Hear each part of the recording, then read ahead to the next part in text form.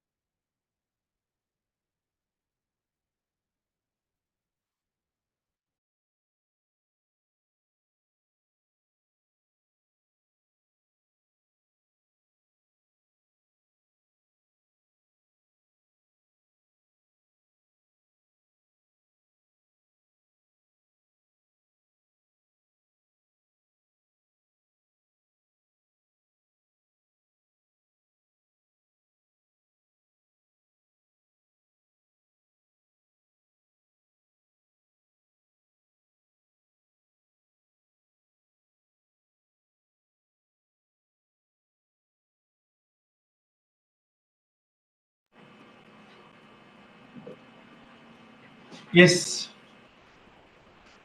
beloved Dr. Pradeep Kumar ji, and the director of Human Resource Development Center, Mysore University, and the head of the Department of Education, and my colleagues and friends in Department of Education and Mysore University, then the galaxies of academicians across the country.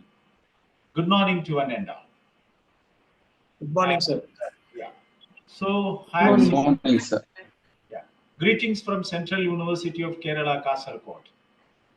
And I'm sitting here in the chamber of head of the department at the extreme north district of Kerala, but very near to Mysore, rather than near to our capital district of Trivandrum.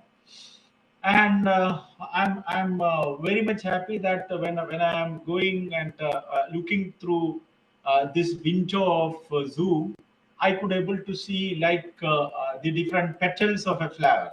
So that kind of a beauty is there on seeing all your faces and all. So I believe you are all very veteran educationists who had immensely contributed to the field of education and social empowerment. And as far as mine is concerned, Dr. Pradeep Kumarji, thank you for your very elaborate briefing of my academic trajectory. And thank God I'm here in the Central University of Kerala. And thanks to my parents who nurtured me, that enabled me for this kind of a pivotal position. And need not take much time to have a kind of prologue or introduction as far as my presentation is concerned today. And now the topic assigned to me is it's a two-tier approach. One is related to the curriculum as envisioned by NEP 2020. Obviously, the curriculum of higher education. And the second aspect is an approach to a very important conceptualization, nothing but the life skill approach or life skills education. And what I will do is I will try to resonate the two conceptualization in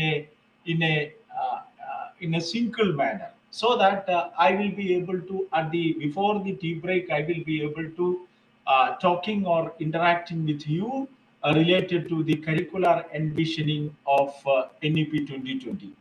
And at the second half, at the during the second half, my concentration will be when we are articulating this curriculum as designed or as envisioned by NEP 2020.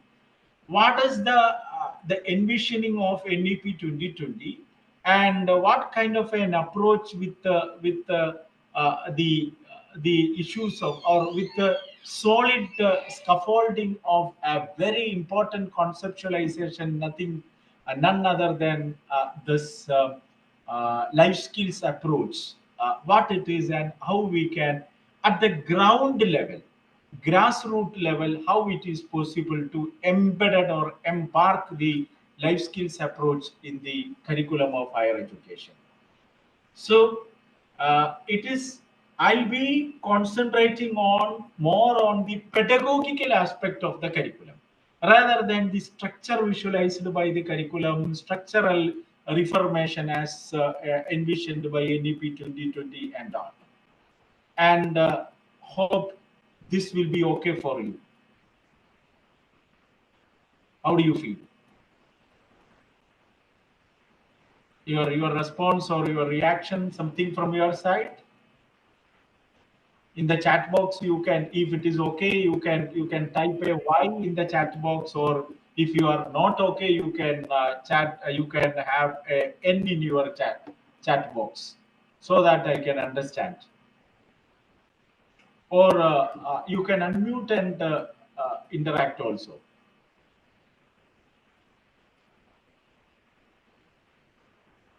Dr. N.S. Talwarji, or Dr. Sojilaji, or Ruji ma'am, or Madhuri ma'am, or Shalini ji, or anybody can unmute and as a representative icon of this group. You can talk. If my statement of aim is okay for you, please type yeah, some yeah.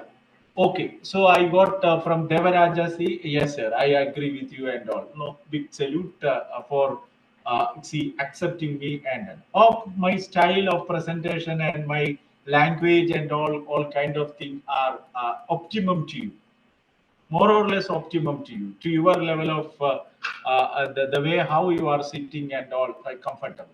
And don't feel it as a very kind of very formal and academic discourse. It's very simple. And I during my professional journey, I had been a participant of different program, orientation, refresher, induction, the enrichment program, training program, and all as a participant.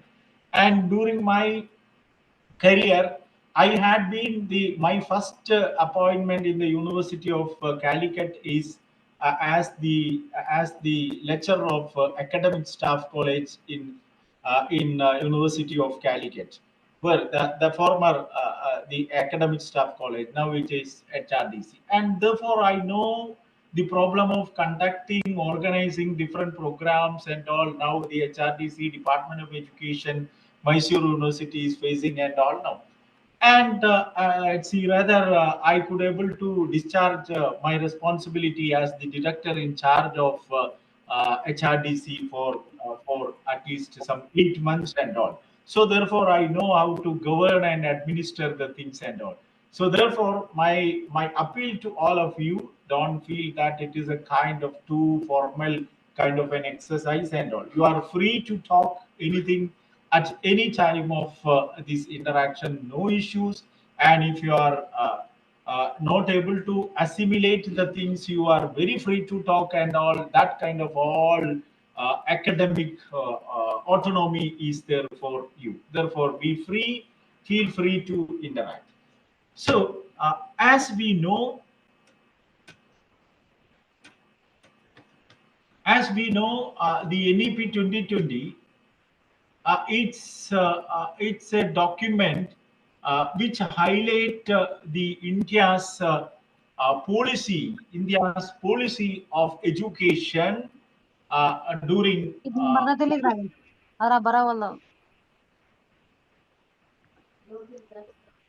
any issues. Any issues?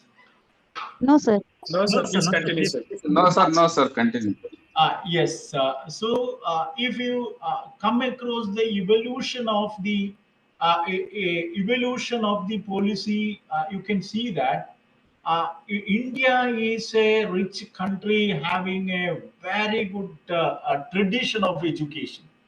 And respect to knowledge. Only one anecdote I would like to quote here.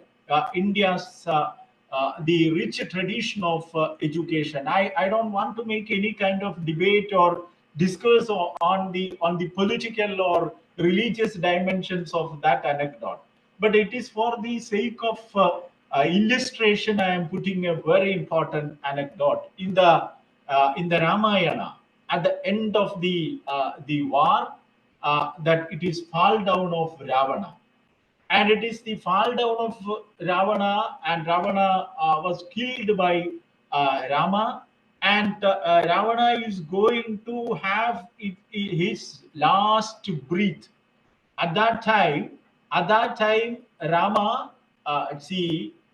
advises, instruct his brother. So Lakshmana, you go and sit near to Ravana, and take as much as knowledge from this man, because he is moving to his last breath. So in between, you take and you acquire, you capture as much as knowledge if you can. That was the advice given by Lord Rama to his brother Lakshmana.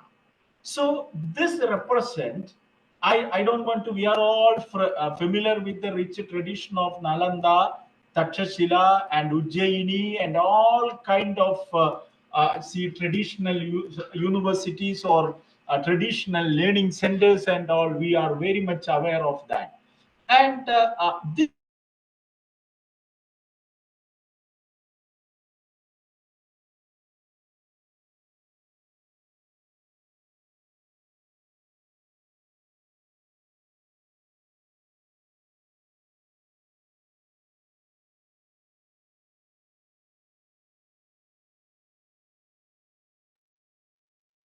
Hello. Hello, sir.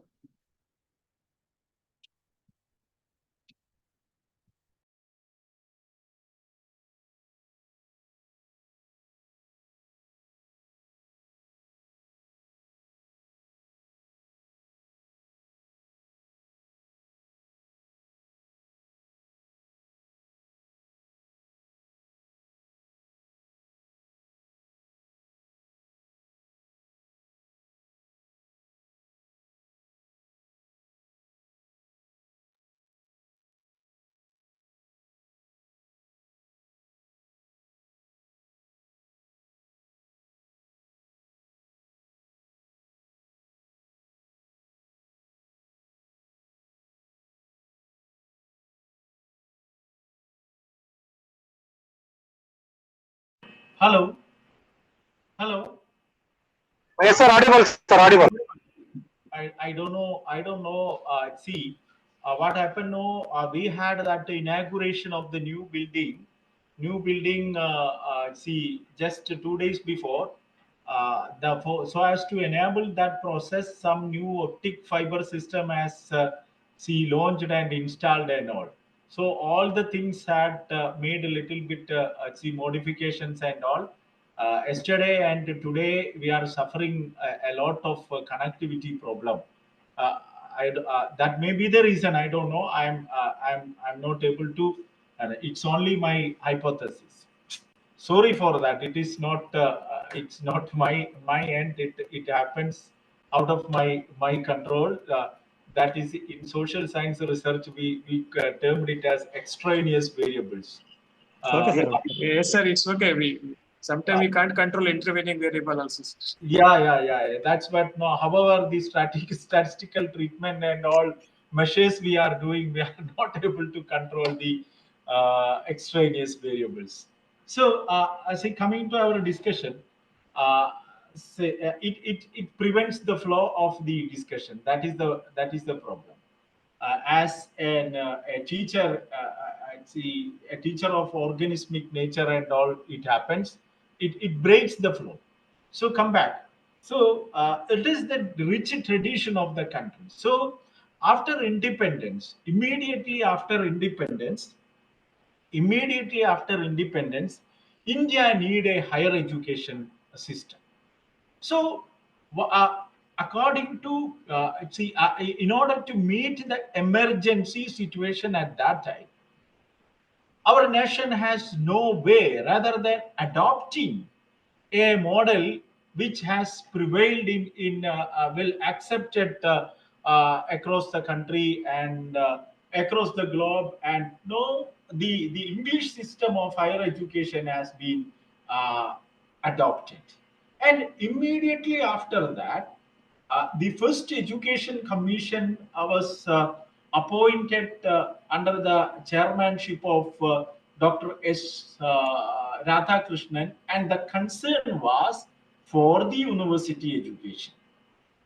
And the system of higher education or universities education model for the country, it's well recommended and suggested by Dr. S. Radhakrishnan. Then, following that, we have that Mudaliar Commission report. All belongs to teacher education field, or it's an interdisciplinary program?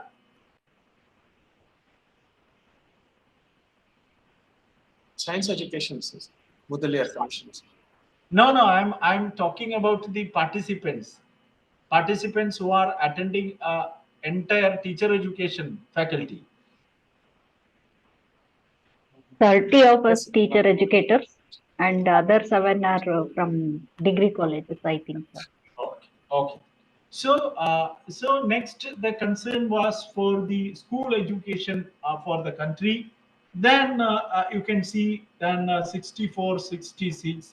There is a comprehensive commission which sort out or which studied in detail about the education, making education as a, an element or a tool for productivity, and that is why the the commission of the DS Kothari is termed as education. The title of that is termed as education and national development. How education can be converted into a tool for production. That was the concern of that commission, and it was a comprehensive report submitted by DS Kothari under the title Education and National Development. And later on, then in the 1968, the first education commission was set up. National education policy was set up. Then in 76, you can see the education is becoming or making the education into the concurrent list by the 42nd constitutional amendment. And then you can see after a long gap in the history, in the political history of India, our country, then 1986, the national policy on education. Then that revision and amendment program of action, that Janardhan Reddy committee report, then Acharya Ramamurthy review committee report, and all that have been there. Then finally, there also a slowness happened after that. Then during 90s the mainstream political agenda of our nation was not was shifted from education to many other political the conceptualization, political ideologies and all. Then after that it is after a long gap, then during two UPA governments, you can see that there are a much concentration on higher education, and a lot of bills related to higher education sector has been enacted by the parliament, including the National Policy Commission report, commissioned by Sam Pitroda and so on. Then now during 2014, again there is a shift in primordial shift in education. Then during 2016, a committee under the leadership of Dr. TSR Subramanian committee report submitted to government of India Union government, and that 2016 committee reviewed by a committee under the chairmanship of Prime Minister Narendra Modi ji, and during 31st May 2019, the committee under the chairmanship of Dr. Kasturi Rengan submitted the report, that is the NEP 2020, or the document to which we are on which we are debating, and it is being implemented. And some of the state there are debates, and some of the state fully accepted, some of the state rejected, and all that things are there. I am not doing any kind of discourse on that particular aspect at this particular gender. And coming to now, this is okay. Is this okay? Now coming Yes, to sir. yeah, no need of much elaboration on the different aspects of the national education policy, and the key principles of NEP 2020, which has wider implications in curriculum or pedagogical shift, is that NEP emphasizes respect to diversity and local context. And here at this particular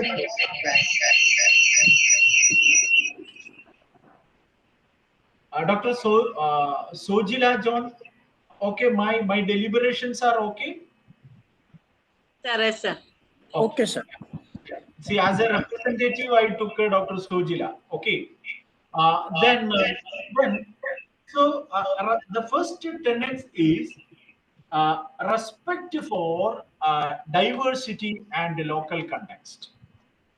And you know, if you go through the global perspectives of higher education, especially in terms of policy related to the economic policies, after 1992, when India became a signatory in the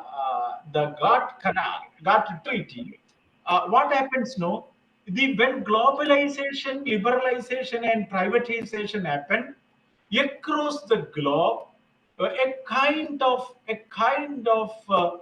dilemma had been there in the educational sector also, and the educational sector could not able to respond in a rigorous manner according to the tenets or shift that had been happened in the field of economic liberalization, policy liberalization, market liberalization, and the involvement of private sector in the field of education. And how we have to move, and to which direction we have to move, what shift has to be happened in the higher education. There was a total kind of dogma and a total kind of confusion in the policy perspectives of higher education. So there a new conceptualization happened where it is a kind of individualization, globalization, and localization. Three aspects are very important. See, individualization and the higher education sector across the globe after the liberalized policies and across the globe. It is not only in India. It is largely in order to address and in order to face the challenges of these three things: globalization, privatization, and liberalization. The system has to move to a tripod manner or a tripod tenets. That tripod tenets is nothing but a configurated approach of mixing individualization, then globalization, and localization. And in fact, if you make a meta-analysis of NEP 2020, you can see that it is that thrust or that area or that theme has given an emphasis in the policy document.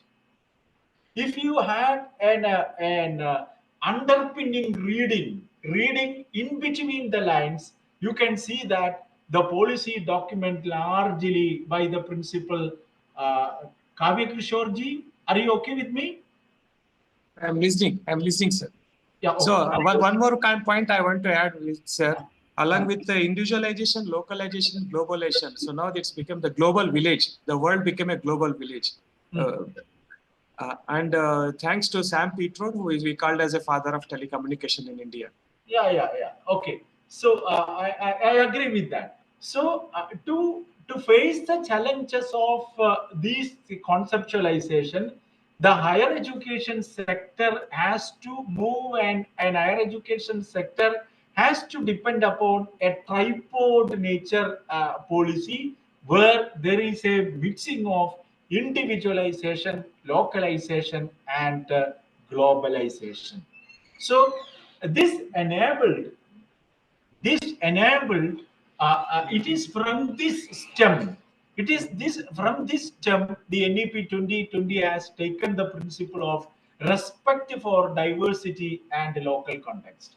And in all curriculum and pedagogy and policy, when the NEP is talking about the structural reformation, it also highlights these principles. And now the next principle is equity and inclusion.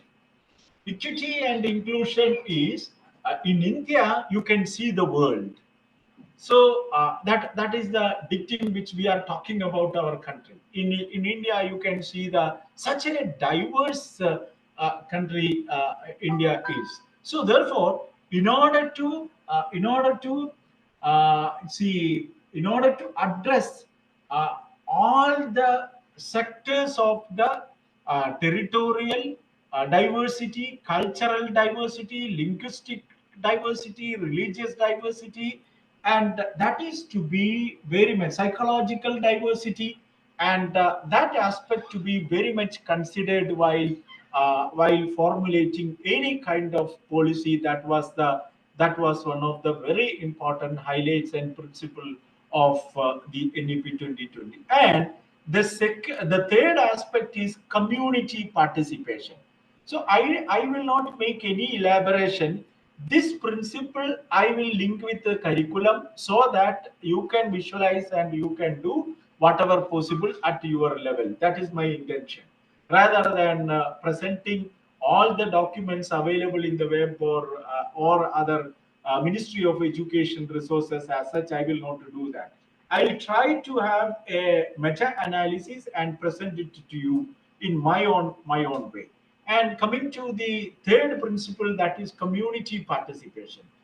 Friends, if you analyze the formal education system, a child entering to the school education at the age of 5 or 7 or 6 or 3.5, whatever it may be, then 12 years of rigorous training will be there. And these 12 years of rigorous training the assumption is that after this rigorous training for 12 years and plus the undergraduate program for 3 years and all, the child will be able to perform in a miniature way whatever expected from him or her to lead a life of a civic citizen in the society. But you can see that it is a reality from your lived experiences. You can see that the life inside the institution goes in one direction, the life outside the institution goes in another direction. So though education institution is the subsection of the society, it is a social institution. Due to bureaucracy and artifact, the educational institution fails to give inputs to the society and fails to give a kind of community participation when the curricular dispositions are being there. And here NEP 2020, it talk about and it highlights a larger kind of facilitation in terms of philanthropic, private, and community participation. And the policy is moving to a greater extent. The policy highlights that the 6% of that dreamed GDP, which is to be given to the education sector, how we will be able to make that is by means of a philanthropic contribution. There when describing about the how this philanthropic contribution, the policy is little bit silent about that. That is my inner analytical observation. And the fourth principle is nothing but use of technology. Use of technology. As you know, we are all living in the fourth Apple generation, which the present generation is fourth Apple generation. What is fourth Apple generation? Which is the first Apple? Which is the first Apple that revolutionized the human life, or that evolved human life according to biblical concepts or the text and all. The first Apple. Beginning of civilization. Beginning of civilization. No. The first Apple. I made a supplement comment that it is biblical conceptualization according to the text and all. Adam's apple, no? Yes, Adam, sir. Adam. Yeah, that is the beginning of human life. Then what is the second apple?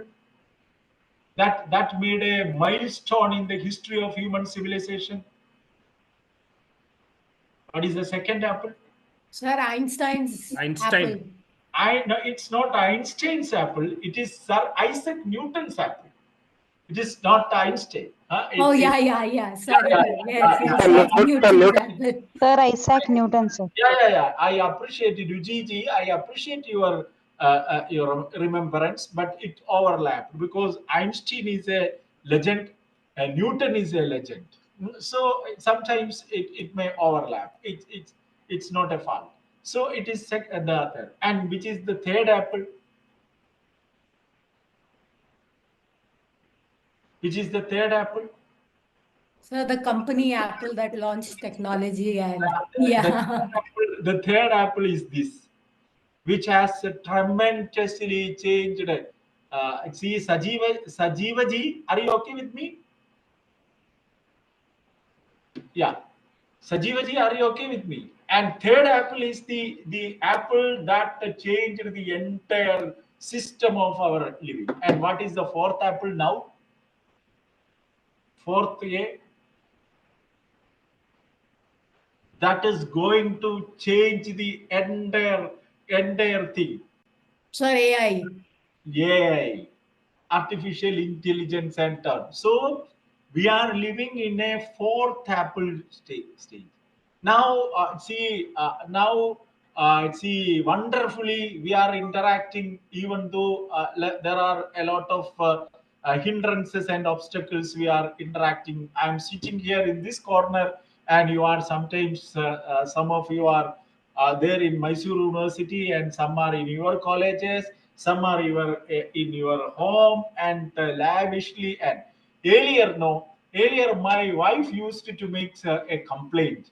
So what was the complaint is, and you are like a bird roaming around the country and giving lectures here and there and all.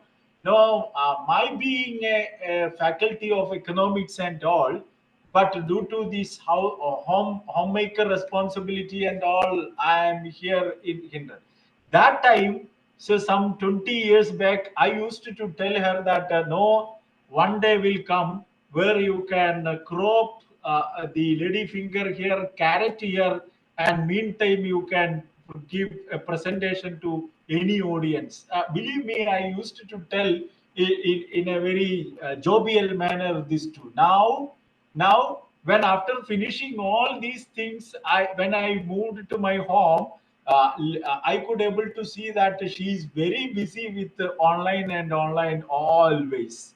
So technology has changed the web of life in a very magnificent way. So without technology, though technology is not the final word, that we are the daily we are witnessing, that is another thing, but technology has has a scope, wider scope in reducing the barrier and enabling the inclusion and enabling the quality enrichment process. This is the fourth principle. And the fifth principle that emphasize that is having an underpinning with the curriculum is emphasize conceptual understanding. What is a concept? Teacher education people know very much. Concept attainment model. It is developed by Jerome S. Bruner. Concept attainment model. What is concept? We are an individual is learning a thing about a thing in a conceptualized manner. But our curricular disposition is in such a way that we are just giving rhetoric facts. So these rhetoric facts, as a result of these rhetoric facts, the learner does not develop a comprehensive conceptualization about the different aspects of the living system. Say, for example, The air, in the air, it is a concept. It is not a simple, a heap of ash. It is a home is a concept. A building is a concept. But a heap of stones never constitute a building. So in such a way that rather than rote memory, rather than rote learning, the NEP 2020 highlight the significance of NEP 2020 highlights the significance of conceptual learning rather than rote learning and testing of this rote learning for the examination and on. And this principle has got an important implication in the curriculum. And next principle is unique capabilities. Unique capabilities. Unique capability. No two individuals are alike, even the identical things. This is the principle. This is the learning which we are learning in our teacher preparation program in the first class itself. But in our teaching, in our parenting, we are dealing total antagonistic to this principle. But NEP highlights the unique capacities of each learner, identifying the potentialities of each student in a magnanimous way, rather than generalizing. Friends, we are adopting a kind of principle of mediocrity in our class. Am I correct or not, Dr. Sunil Lohia ji? A kind of principle of mediocrity. Generally, we are focusing on the average group of students. So in a class of 40, in a class of 60, if some 30 students are attending, we are happy that okay, we will pace our lesson at par with the 30 students speed. And in this treatment of mediocrity, what happens that there is an extreme group which are numbing, which are numbing and are not able to come up with the end. They may be in a mathematics class when we are making a lot of big concepts and all, higher order thinking and all. These backward students may be backward students. Does not mean those who are sitting the backbench. The backward students, underachievers, they may be thinking about whether point not one is high or point one is high, point not five is high. That fraction operation they will not run. We may be as a teacher, we may be thinking or talking about big things with the application of all these things. And that is one extreme. And there is another extreme who are not at all satisfied with the average kind of treatment, and they are not at all satisfied with the average kind of treatment, and thereby their mental presence is not there in the classroom. So NEP 2020 in curricular disposition, it highlights the significance of unique capacities of each student. And another very important principle is critical thinking and creativity. Critical thinking and creativity, fostering critical thinking and creativity. Education is an investment. And as we know, 50% of our nation's population is under the period of that very magnificent lifespan period, none other than the period of youth. And therefore, this youth has got a vital potential and a vital, it is an asset and a dividend. And we often in demographic studies, demographic discussions, we often described this group as a demographic dividend. And this demographic dividend, if the youth is properly utilized, and this demographic dividend these youth population through higher education, if they were enabled their critical thinking and creative thinking, it will be an asset to the country, so that the national development will be comfortable and smooth going. And therefore, fostering critical thinking is one of the principles of NEP 2020. And creativity. What is creativity?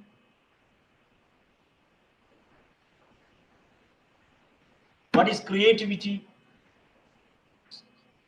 Sir, if I may put it in layman language, it is thinking out of the box. Yeah, it's Finding novel solutions to yes. problems.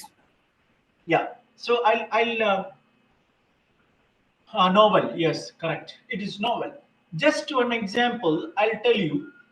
The birds nest wonderfully. One bird you might have seen, that Plosius, Baya weaver bird, Plosius. It's having a large dome-shaped bottom, then with a long tail and all. Then this used to this Baya weaver Plosius Kurvi in Malayalam. Then they used to click. They used to enter from the bottom and all. And wonderfully, there is two chambers in that nest. One is for all other domestic activities, and one is for egg laying only. Such is the sophistication. But the famous ornithologist Dr. Salim Ali, he had his PhD degree in the reproductive behavior of or the ethology of these Plosius or Maya weaver. And it is in Gijaga in Kannada. It is in Jaga. What is that? How you pronounce? How you pronounce it? Gijaga. Gijaga. Gijagana Gudu. Okay, Gijaga. Yes. So amazingly, the Gijaga or Baya weaver is the wonderful architect among all the architects. But you can see that thousands of Baya weaver nests are one and similar in kind. But my home, my house, designed by same architect, Dr. Soja Jones Madam's house, designed by same architect, Dr. Shakya Sailas Madam's house, same architect, Dr. Talwarji Madam, Talwarji sir, same architect, but nevertheless, our houses are same in appearance. It is because of the bestowed significant property or ability named creativity. So, the human civilization, the human evolution, social evolution, what had attained, what kind of achievements had attained till this moment is as a result of this property named fundamental feature named creativity. So, in order to progress human civilization, the creativity has to be fostered. Then NEP giving much importance to fostering creativity and thinking out of the box, solving the problems. Then another principle is continuous review.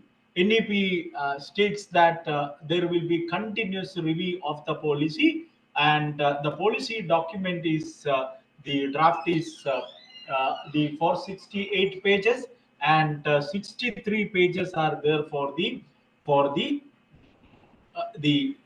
final document.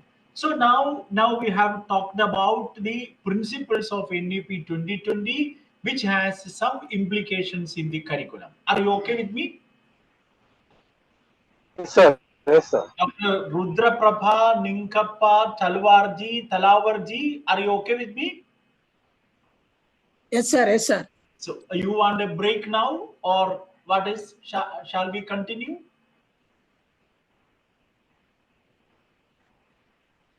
Sir, continue, sir. Continue. Okay. So NEP 2020 identified some problems or issues in the higher education system of the country. And the first sort out issue and identified issue is fragmented higher education system of the country, or rather I would say it is a kind of scattered higher education system of the country, where the institution, so-called pivotal institution and prestigious center of excellence, so-called prestigious center of excellence like IITs, IIM, and NITs are in one stream. Then another fragment of higher education system is another sector is Indian Institute of Management and all in another stream. Then medical science, All India Institute of Medical Science and medical colleges and medical education system in separate stream. And for teacher education, we have NCTE and all the teacher education institution and arts and science colleges and so-called normal discipline, conventional discipline moves in. So this is a problem as far as the and prestigious institution like ISRO, ISRO, and all, it goes in one direction. And all this causes a kind of fragmented system of higher education. This is one of the issues or problems identified by the NAP 2020. Why I am telling these problems?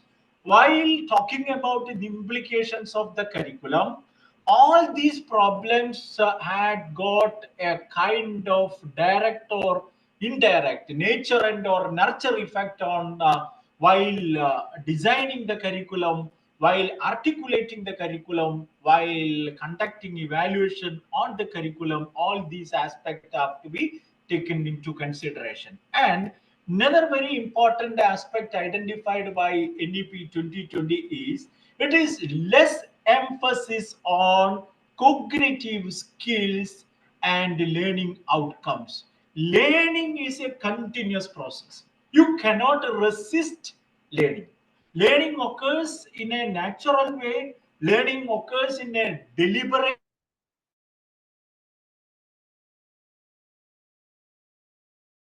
till the end of the life of an individual. So, but through higher education system, the issues of an individual, issues of a community, issues of a nation can be sought out only by applying higher order thinking to settle down to the problems. Am I correct? So, so such kind of such kind of an orientation, such kind of a culture of learning to be promoted through higher education system. But what happens is that the less emphasis on higher order cognitive thinking or skills are there in our higher education system. Our higher education system, it largely restricted to a lower order thinking like knowledge, recognition, then understanding, etc. Beyond that, there is no upward movement to analysis, application, synthesis, and evaluation. And now there is a paradox that you can see, you can very well visible, and the system is moving in one direction, and the educational aspect